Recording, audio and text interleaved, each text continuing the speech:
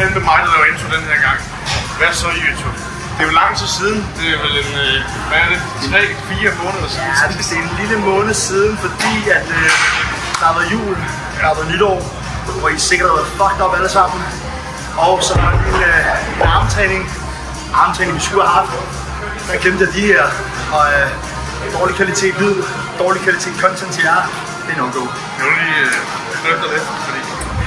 Jeg er bred, bro. Og i går skulle vi så bare til træne, men der måtte jeg prioritere noget klientarbejde af PT. Så vi nåede til vores træning i dag, og hvad er det så blevet til igen, altså? Det er blevet til ben. Hans favorittræning, og det vilde er, at den her lille måned siden vi trænede ben sidst, de er stadig lidt ømme. Eller de er kommet så. Men de var ømme lang tid, så det er også bare en lille note til jer, at hvis I sidder og følger med i de her træninger her, brug det som inspiration til jeres egen træning.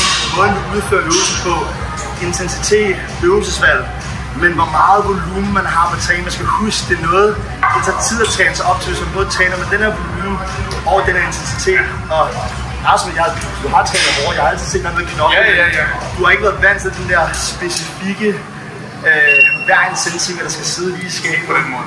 Fuld tension, maksimal intensitet, en der står og råber der i hovedet. Så det er det, der har gjort forskel, men det skal I bare huske, så der er ikke nogen grund, det er ikke produktivt at snakke. Men ærligt talt, der må jeg bare sige, fordi jeg skal jo snakke mindset, det er min ting. Det er jo fordi, jeg har haft squatten, altså den konventionelle squat, har jeg haft ude af mit program i lang tid. Og det er ligesom om, da jeg havde den ude, så det er bare mig, mit mindset. Det røg sgu lige ned på en lavere niveau, fordi at, jeg byttede alting ud med sådan nogle byggemaskiner og det hele. Isoleret arbejde. Ja, lige præcis isoleret arbejde. Så det blev så, da jeg skulle til at lave squat igen, der var det ligesom om, at jeg var ikke inde i den der, hvad kan man sige... Jeg tror på, at det er ikke så unormalt. Jeg tror, der er rigtig mange af jer derude, specielt mange unge gutter, specielt fordi mange træningscenter bliver mere og mere veludstyret, specielt hernede i Fitnesslab. De har så fucking mange nice maskiner, og det vil man godt bruge, men man kan også hurtigt blive fanget sådan en maskinjungle af isoleret arbejde. Og det kan også godt være hårdt, men prøv at høre, tunge squats, tunge stødløft, alle de her basisløft, det er hårdt på en anden måde, så kan I sige, hvad I vil, man skal sætte sig op til det på en anden måde. Og jer, der ikke laver den slags, prøv lige at få det ind i programmet, eller prøv at mærke, hvordan det føles, hvis jeg aldrig har lavet det. Og det er også nogle øvelser, hvor I får rigtig meget for penge. Det rammer jo en helt forskellige muskler. Apropos det i dag, det er noget, de øvelser, vi vælger i dag, vi starter simpelthen med noget front squat. Hvorfor laver jeg front squat lige nu? Er fordi jeg er i gang med også at træne op sådan Hyrox, hvor jeg godt vil have et hybridaspekt, og jeg vil være mere alsidig, det vil sige, front squat kan jeg overføre til min wall ball, som er en af øvelser, man laver i Hyrox. Så der er sådan en overkrydsning, at jeg kan bruge øvelsen, ikke kun til hypotrofi og styrke, men også til nogle andre, kan man sige, sportsgrene, som jeg også vil bygge. Så det er den måde, jeg forstår hybridtræning. Man skal være altid, man skal bruge sin krop til forskellige ting. Og der er det fede ved styrketræning, at selvom man bodybuilding, jeg kommer aldrig til at slippe bodybuilding, jamen man kan altså godt bygge muskelmasse og vælge øvelser, som man kan overføre de benefits, man får fra dem, også til andre ting. Problemet er meget sådan helt isoleret arbejde og stå og lave en kickback i et kabel, eller kun lave for leg extension til forlov. Det er svært at overføre til meget andet, efter min mening. Her der får vi både core, vi får lår, vi får let, vi får alt med, ikke? Og du har sagt i dag, nu har du vel lidt på det mindset, motivation, disciplin, det her med at måske at være lidt skræmt af mål eller af andre mennesker at føle sig intimideret. Er det en ting? Det er noget, vi snakker om, inden at vi startede træningen, da vi kom her i dag. Og vi har ikke snakket om det, så jeg tænker også, at vi kan snakke lidt om det undervejs, men nu vil jeg fucking godt i gang med at træne. Vi har brugt 100 år på opvarmning. Et stivapparat. Ja, det var det. Jeg begynder at give mod noget Hyrox og noget sådan. Ja, skal jeg kraftedeme med lige trække. Hvad siger du til? Jeg har faktisk en dag, der er både ben, og så er der sådan en lille Hyrox specific superset til sidst. Ja. Men det er styrkebaseret. Det er sweat push superset lunges. Okay. Kan du være med på den? Nej, jo, vi prøver at se. Vi har kraftedeme allerede været her i en time eller en halvanden time. I gang! Og husk også lige det, drenge og piger, når I laver sådan her store løft. Brug jeres tid på opvarmning, vi har lavet noget dynamisk udstræk endnu, noget mobilitetsarbejde. Og så bruger vi tid på at tage nogle lette sæt, inden vi kommer op til vores arbejdssæt her, fordi ellers så er der alt for stor skadesrisiko. Du kan heller ikke performe dit bedste, hvis vi ikke har lavet den rette forberedelse. Nu har jeg sagt... Det får vi jo se i kommentarer. Ja, folk synes jo, at det er svagt, at du ikke får at føre på frontsquatter. Ja. Det er fordi, jeg er så fucking stik, mand. Nej, det er fordi... Frontsquat, det passer noget til mig, og ikke så passer noget til dig. Ja. Men jeg tror altid, at jeg skal ikke skrive ned i nytårsforsættet, at jeg skal være snedig. Og så er det jo fint, så det er uges tid. Nu har jeg jo tabt mig lidt. Det er fucking hurtigt, smidig. Functional fuckable. Som de siger. Functional fuckable. Så jeg er både functional, og jeg er også fucking hurtig. I sengen står fuckable. Ja. Der er ikke bare sådan en stor posende, uduelig bodybuilder, det var jeg her før. Jeg ved godt. Det kan hurtigt blive lidt ikke så pænt sygt, ikke? Den ved jeg godt. Okay, roligt. Du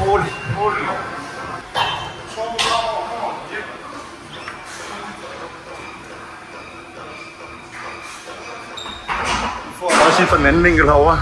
Ja, tak.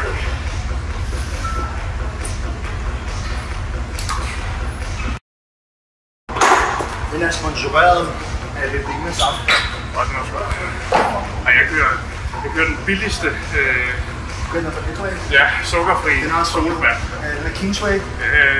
Ja, Kingsway. lige Den har også, den drikker altid når fordi ja. Det er min eneste guilty pleasure, ellers har jeg slet ikke noget sådan noget at gøre. den her, jeg har 100 ml af den her. Jeg tror jeg får 80 gram karb eller sådan noget. Ja. Jeg tror nok 70 måske. Jeg er ikke 100%. Har du 100 ml af bener i den der? Det var 100 ml. Det bliver sådan, det er kun okay. Det passer. Jeg blev selv overrasket en gang, fordi jeg plejer aldrig at måle det, men så sådan der, så vil jeg se, hvor meget bruger man. Jeg bruger de der 90 ml. Okay. Tag en blå. Det er svært med stærke, det jeg ikke fundet ud. Ja. Så passer den godt til mig. Fandme, det er skræmmende, hvor hurtigt man kan få drukket sådan en sukkerfri satan der. Jeg ved ikke, hvor mange kemikalier der er nede i min mave. Efter sådan noget. Jeg tror, at der findes værre ting. Det gør der helt sikkert. Så længe du også ved brager siden, men vi er alt det spiser. Ja. Det er jo sådan noget bikini-bier. Folk, der stiller op til konkurrence, de får kraft på søden på alt det. Det er slemt, det har jeg aldrig gjort. Men det er den der Kingsway, der har været på det er også fuck, jeg har brugt mange liter af den der. Og så er det fedt. Det er jo så godt, når man er så fattig som os to, ikke? Så den koster bare ingenting. Hvad er det, man giver for den der 800? Ja, det er luksus. Så de 300 det får du igen. Ja, hvis man går ned den. Ja. Det gør vi selvfølgelig.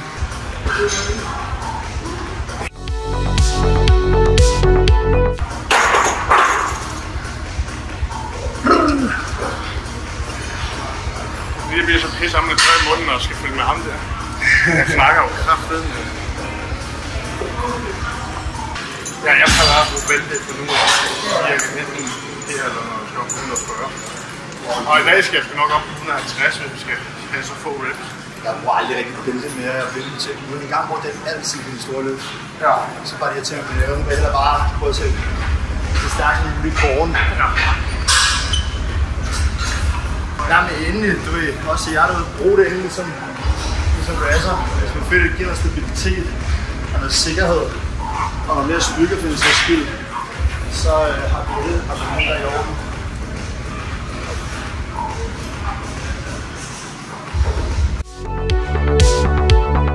Fint, det stopper der, inden det får. Det er perfekt. Der er god fart på den. Ja, så skal vi bare vente til det. Så høj, der var også et kamera. Ja, du siger bare til, det er der cameraman. Ja, det er mig, der er det hele.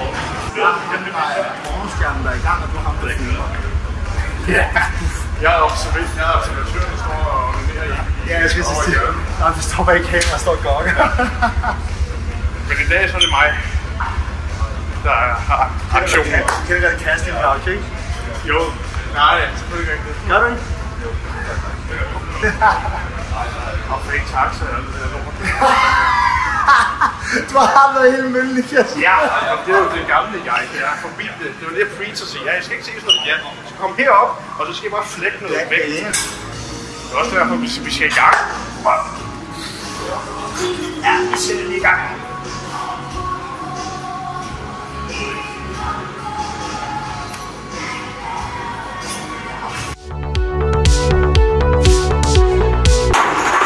Ja, det ser pisse godt ud med det der. Fedt. Så har jeg så 130. Ja. Og det plejer, så det sådan, du hviler meget. Det er meget sådan, når du plejer det, så det var så 4 gange nu. Det er du ret i. Så det føler jeg meget sådan en safety zone. Jeg kan skal bare gå fuld op. Nu er jeg som også gøre noget, man ikke er vant til. Hvad? Nu er jeg som også gøre noget, man ikke er vant til, når man ikke kan lide. Bare direkte 140. Er du motiveret at gøre det, du plejer? Eller har du drevet disciplin, og du går ikke pres på? Jeg er glad for, at du stikker lidt til mig. Fedt.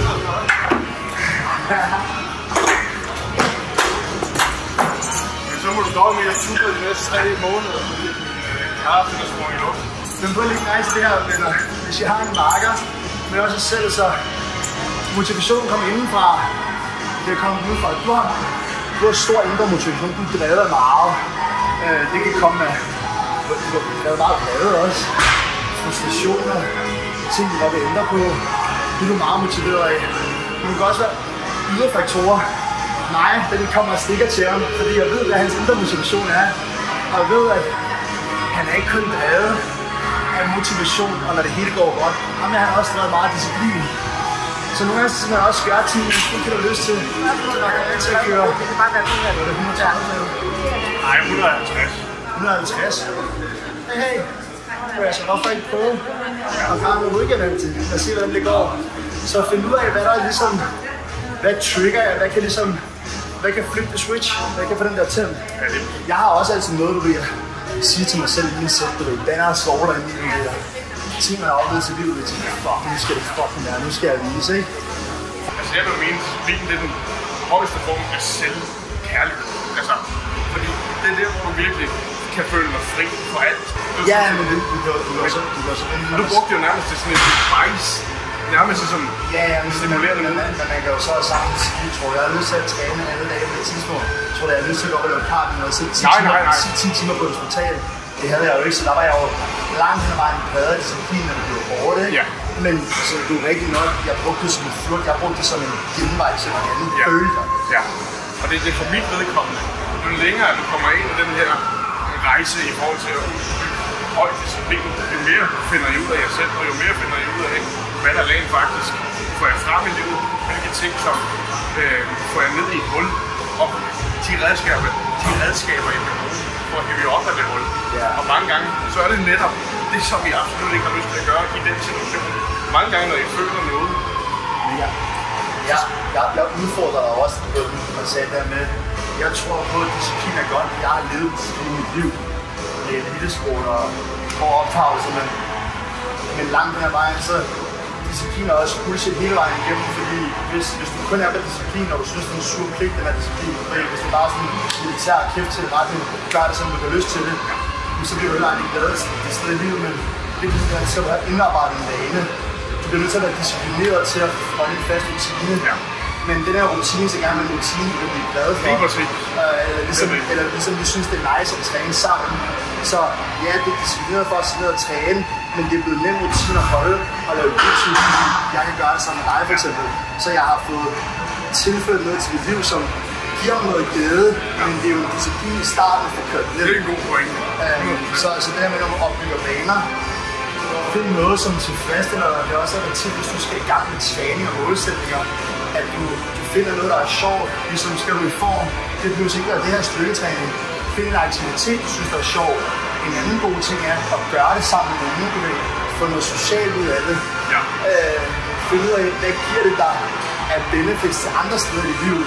Men inden man når dertil, så skal du have haft disciplinen til at få kørt ind, ikke? Det er sådan, der kan blive det. Ja, lige præcis. Og så måske også, at man kan tage skridtet endnu højere, og så gøre noget, som også gavner andre, som hjælper andre. Ja, lige præcis. Så har du virkelig taget en højde, og der kan du virkelig komme langt. For det er det, hvor jeg er. Nu træner jeg ikke kun for min skyld, jeg træner også for jeres skyld, så jeg kan hjælpe jer. Altså, det er self-transcending. Jeg ved ikke, hvad det hedder på dansk. Det er fordi, jeg er så international. Nå, nu skal vi fandme. Kom så, Mr. International. Ja, ja. People in the house. Så fik han så lige at pille mig ned på jorden igen.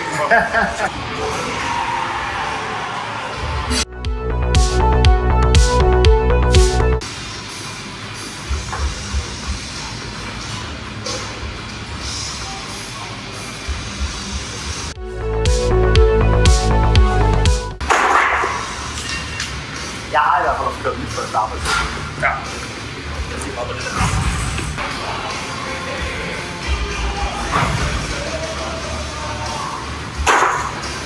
Jeg er helt sikker, at folk der kommer til at kritisere, at folk er godt sådan her.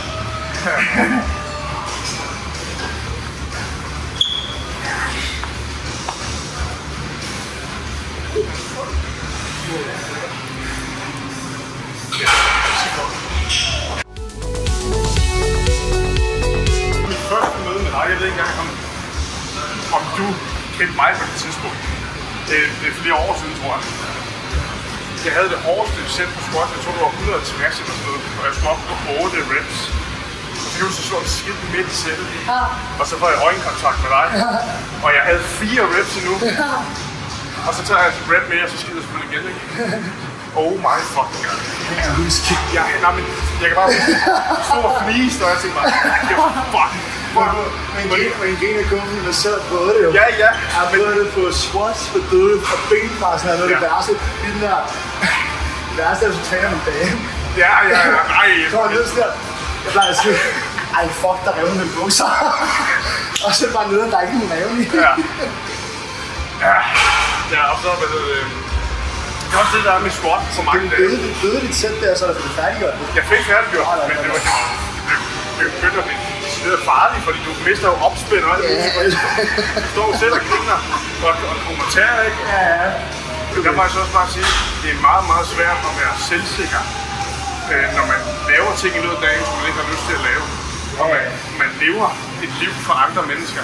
Og det er jo svært at bygge den der tillid til sig selv og selvsikkerhed. Det er jo ikke at gøre ting. Men det er heller ikke, jeg ved ikke, om det er sådan selvsikkerhed, så det er folk meget der selvsikre, selvtillid.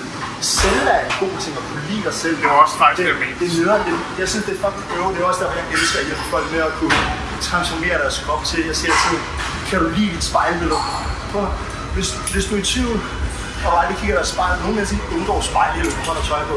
Ud foran spejlet, hiv op i din trøje, stå og kigge i 30 sekunder, er du tilfreds med det, du ser? Hvis svaret er nej, så fik du noget af det, ærligt talt.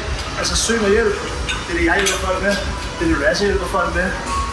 Og det er fucking nemt at løse det. Hvorfor er du, hvis du skal være tilpas i din egen hud, dit eget kød og blod, din egen krop, du skal bo i den her hele liv, så selv er det vigtigt, men sådan selvtillid, du ved, nogen de er også bare smarte i fart. 100%. Uden at have fucking noget at have det i. Men der er også forskel på selvtillid og selvsikkerhed. Ja, og netop du siger det der.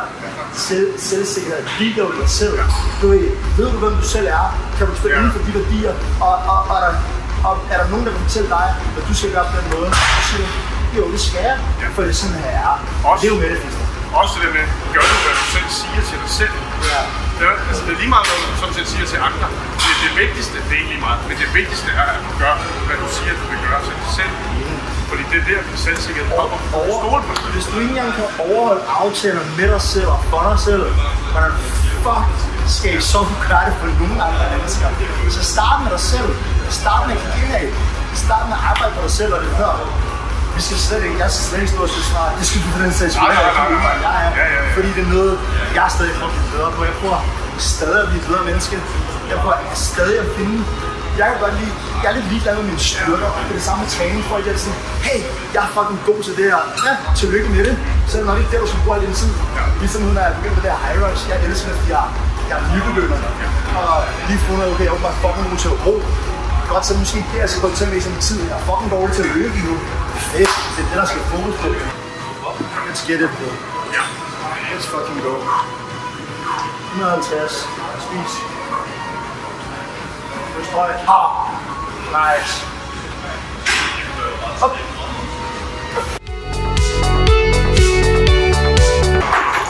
Ej, nu begynder min skulder at gøre det der.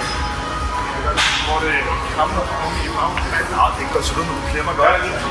Hvis der er nogen af jer, der er svært at squatte, folk de tænker altid fodplacering og Ja, Knipper, ligesom de også med at bridge på til Razor, så han har ikke så god armmobilitet, så det er derfor, at Knipper, så skyder bare røven tilbage med næste lidt og kommer på et blue, så der er det ikke godt at have sådan en bridge på, men mange de kæmper på en squat, det er faktisk rigtig meget din holdning på overkroppen.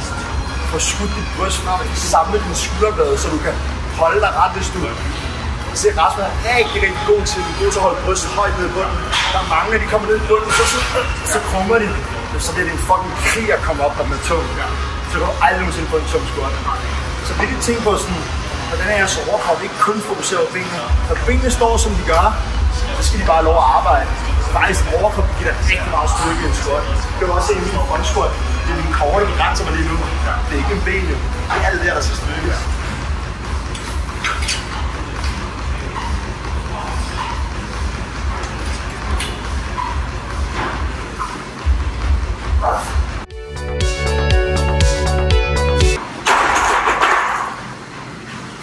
Let's get it, bro. What's that? Let's go.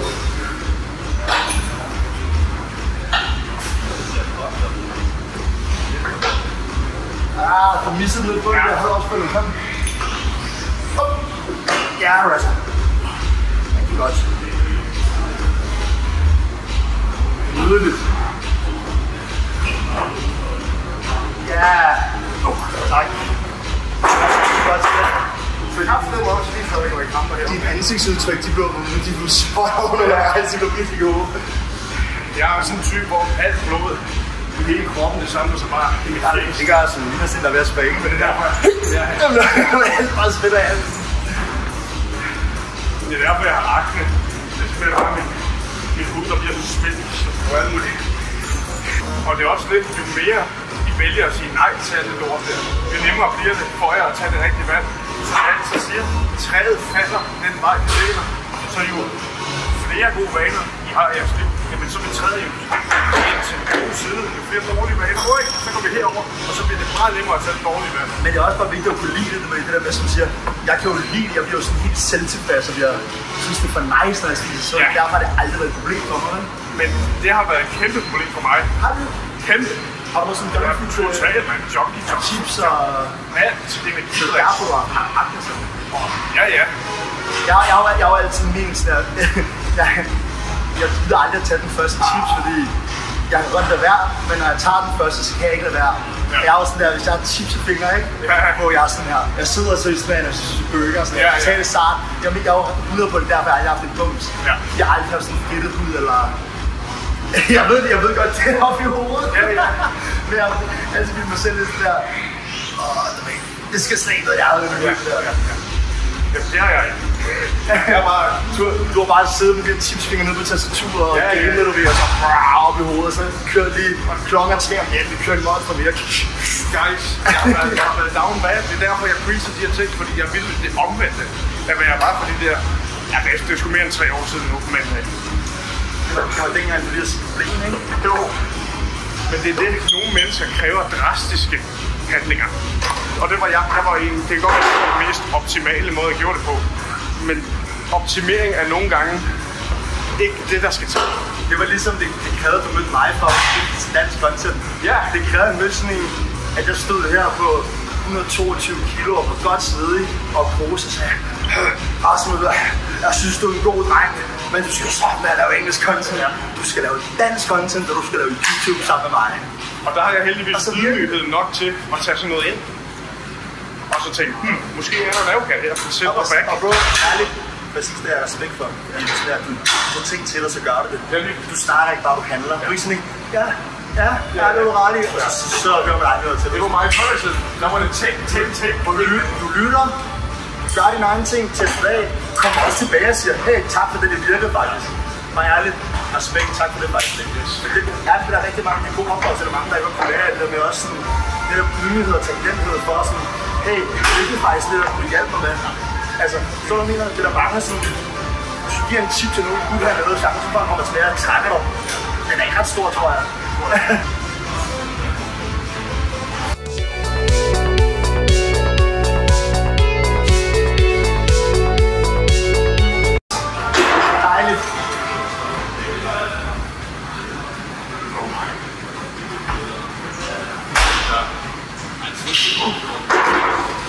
Come on.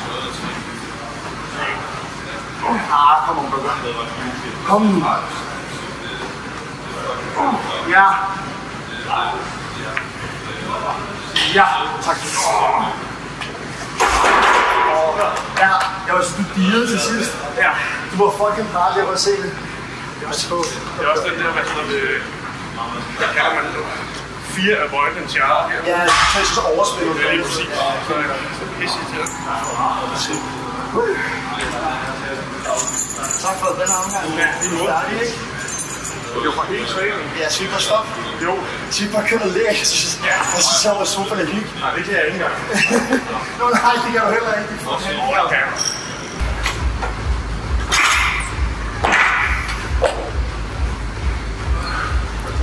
Vi ses på næste øvelse.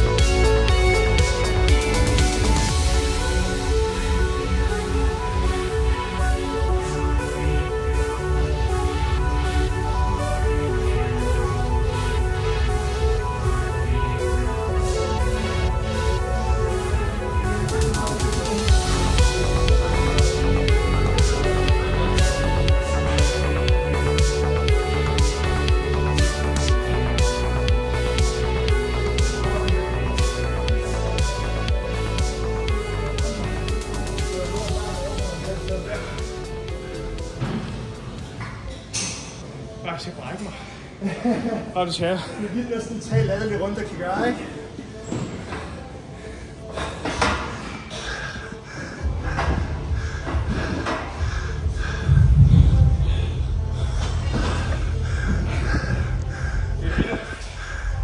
Det føles som om, det er sådan en angstanfald. Det er fordi, du kontrollerer ikke din puls, du glemmer din vejrtrækning.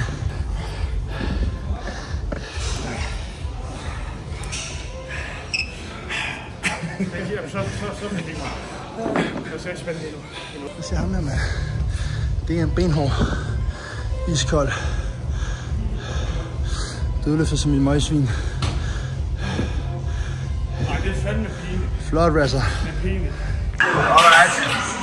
Drenge, piger og hvem der ellers følger med af sjove køn, der nu findes ud til dag. Så vi blev færdige og kører den stadigvæk her. Ja, det er 100 på. Ja, det er perfekt. Så det satser på. Anyway, vi blev færdige med bentræning. Han har det knap så godt lige nu. Vi er tilbage med det her lille Hyrox superset. Vi kørte sled push, slæden plus 160 kilo, skubber den 20 meter, går med lunges 20 meter med 25 kilo på ryggen. Det kører man 3 runder uafbrudt. Og jeg synes, det var dejligt, vi kommer masser til blusene. Og det går fint for mig at have det. Det går ikke så godt for dig, men du er ikke vant til det. For mit vedkommende, det føles som om alt det hernede, det er bare syre i min mund lige nu. Altså, det der mælkesyre. Det er fedt, du siger sådan her. Det sorter. Jeg tror, det er dig så. Jamen, jeg var virkelig bange. Altså, det er lang tid siden, jeg har følt det sådan i forhold til kondi. Fuck, det var ubehageligt. Det var nice. Prøv, hvis I godt vil have lidt cardio-specifikt, den som ikke er at stå på en stærmars eller sidde på en cykel. Lav når du også har lidt styrke involveret. Så prøv at skyde jeres bentræning hen med det her superset. Det er... Vil du anbefale mand fra at starte med 150 kilo? Altså det her, de kører bare... Mændene kører slet ikke så højere, som det er bare det skal man bare uanset fysik. Yes, kvinder kører det lavere, ikke? Okay. Det er jo derfor, du skal bygge en krop, som skal finde noget, hvor du har nok styrke. Det er derfor, det er en fed sport, synes jeg, fordi du har styrkeaspekt inden, men du skal stadig også kunne løbe for det meget og lave noget passivtjern. Og højt idrætstal samtidig, ikke? Men ja, prøv det. Vi fik lavet front squats, vi fik lavet benpres, vi fik lavet en masse leg curls. Og vi fik en masse gode snakke. Jeg synes, det var nice session. Det var det også. Jeg glæder mig til næste gang. Nej, jeg skal nok sørge for at skrive til dig. Jeg tænker, at vi tager en uges tid, så tager vi arme. Fordi I savner en armtræning her på kanalen med mig og Raz. Og der er ikke nogen grund til at holde ham hen længere. Han har det helvede til. Jeg vil også videre i teksten. Det er søndag. Jeg vil hjem i bade. Jeg vil vaske mine nosser. Så vil jeg spise mig et godt måltid. Jeg vil slappe af. Og så vil jeg stille og roligt gå i gang med den nye uges klientarbejde, så jeg faktisk er foran. Og ellers så like, subscribe, kommenter, hvad I vil se mere eller mindre af. Og så ses vi lige. Yes, det gør vi. Ses på det. Nu tager jeg ud og arbejde. Gør det.